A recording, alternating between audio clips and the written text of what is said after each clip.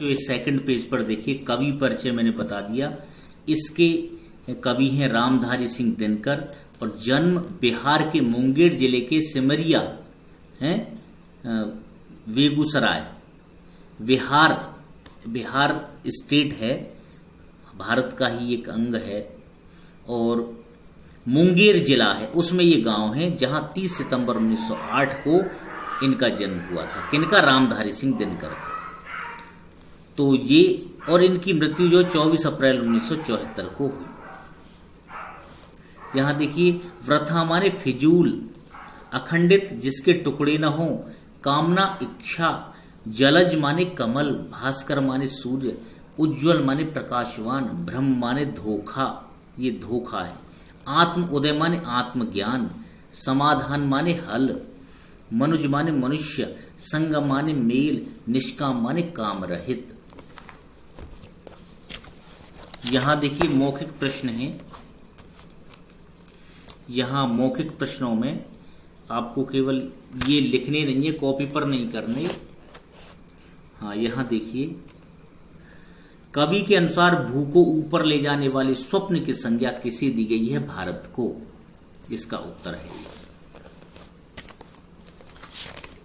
और यहां देखिए, कवि भारत को किस प्रकार का विचार मानता है? उज्जवल भविष्य का।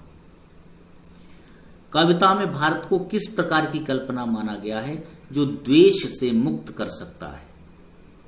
भारत में कौन सी विशेषताएं कविता में बताई गई हैं? भारत की कौन सी विशेषताएं कविता में बताई गई हैं? एकता, अखंडता, प्रेम एवं सच्चाई का भाव।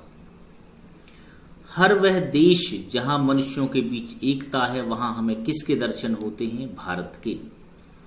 इस कविता की रचना करने वाले कवि का क्या नाम है? रामधारी सिंह दिनकर। अब यहां प्रश्न देखिए, लिखित में जो आपको लिख कर करने हैं, ठीक है ना। यहां आप देख लीजिए। हाँ, पहला प्रश्न है, कवि इस कविता में क्या संदेश देना चाहता? संक्षेप में लिखिए। कवि इस कविता में यह संदेश देना चाहता है कि भारत केवल भौगोलिक सत्ता ही नहीं, बल्कि उसका वास्तविक स्वरूप प्रेम और त्याग की भावना से भरा हुआ है। प्रश्न नंबर 2 देखिए। यहां कवि ने पहले पद में भारत की देश की महिमा का गान किस प्रकार किया है? भारत देश की महिमा का गान करते हुए कवि ने कहा है कि मानचित्र पर दिखने वाला भारत केवल भौगोलिक रूप है। वास्तविक भारत तो लोगों के मन अथवा हृदय में है, जो एक सुंदर स्वप्न की भांति लोगों को उन्नति के मार्ग पर ले जाने वाला है। प्रश्न नंबर 3 है, इस पंक्ति का क्या तात्पर्य है? भारत एक जलज जिस पर जल का न दाग लगता है। भारत एक कमल पुष्प की भांति शांत एवं सच्चा है, जिस पर जल रूपी दाग उसे छू तक नहीं जाता है। वह हमेशा स्वच्छ एवं निर्मल रहता है। प्रश्न नंबर अगला देखिए। प्रश्न नंबर 4, कवि भारत को किस किस स्थान पर स्थित मानता है? जहां एकता, अखंडता एवं निश्चल प्रेम का वास हो, जहां लोगों में त्याग, माधुर्य एवं निष्काम कर्म का भाव हो, कवि भारत को उसी स्थान पर स्थित मानता है। अगला प्रश्न देखिए। भारत है भावना दाह, जग जीवन का हरने की पंक्ति का आशय समझाइए। भारत एक शुद्ध भावना का प्रतीक है, जो संसार के लोगों का दुख दूर करने में पूर्ण रूप से समर्थ है एवं प्रत्येक मनुष्य को शीतल करने में सहायक है। अब 6वां प्रश्न है, भारत की कुछ विशेषताओं का वर्णन कीजिए। अनेक कवियों ने भारत की महिमा का वर्णन बड़े सुंदर ढंग से किया है।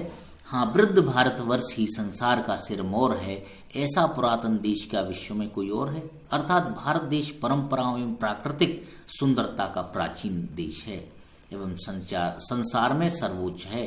कश्मीर से लेकर कन्याकुमारी तक भारत की सुंदर आभा संपूर्ण संसार को सुशोभित करती है। इसके बाद यहां देखिए, वस्तुनिष्ठ प्रश्न है, सही विकल्प पर सही का निशान। वृथा मत लो भारत का नाम कविता किसने लिखी है? रामधारी सिंह दिनकर ने।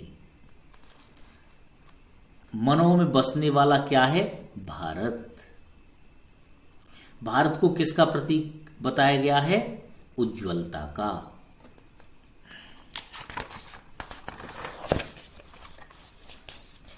यहां देखिए बच्चों, कविता में भारत की तुलना किस पुष्प से की गई है? कमल से। इसमें 3 है ना, कमल, गुलाब, जूही, तो इसमें कमल से की गई है। भारत की तुलना कौन सी कल्पना से की गई है? भू को स्वर्ग तक ले जाने की, ठीक है ना, पृथ्वी को स्वर्ग तक ले जाने की। अगला है, इसमें देखिए यहां, उचित शब्दों से रिक्त स्थान भरकर कविता की पंक्तियों को पूर्ण कीजिए। विजय, जलज, आभा, भाव, दाग, विराम, मनुष्य, उज्ज्वल। तो भारत एक भाव जिसको पाकर मनुष्य जगता है। भारत एक भाव जिसको पाकर मनुष्य जगता है। भारत एक जलज जिस पर जल का न दाग लगता है। भारत है संज्ञा विराग की, उज्ज्वल आत्म उदय की। भारत है आभा मनुष्य की सबसे बड़ी विजय की। अब नीचे देखिए यहां, ये अगला है, समानार्थी शब्दों को सुमेलित कीजिए। जलज माने नीरज, विराम माने विश्राम, निष्काम माने काम रहित, भास्कर माने दिनकर, और मनुज माने मनुष्य। ये हो गया बच्चों। अभी आप यही वर्क करना और बाकी हम आपको कल कराएंगे, ठीक है ना बच्चों? हाँ, और हाँ एक और बात, इसमें भारत देश का वर्णन जो किया गया है बच्चों, इतना हृदयग्राही है कि भारत देश की जो शक्ति है वो अपूर्व है। आप किस देश के वासी हैं? भारत के। हमें गर्व होता है। हम उस देश के वासी हैं जिस देश में गंगा बहती है। हम उस देश के वासी हैं जिस देश में गंगा बहती है। हम उस देश के वासी हैं जिस देश में गंगा बहती है। तो चलते हैं बच्चों, भारत का गुणगान करते हुए इस पाठ को आप कंप्लीट कर लें, और जो भी परेशानी हो आप मुझसे पूछ लें। Thank you.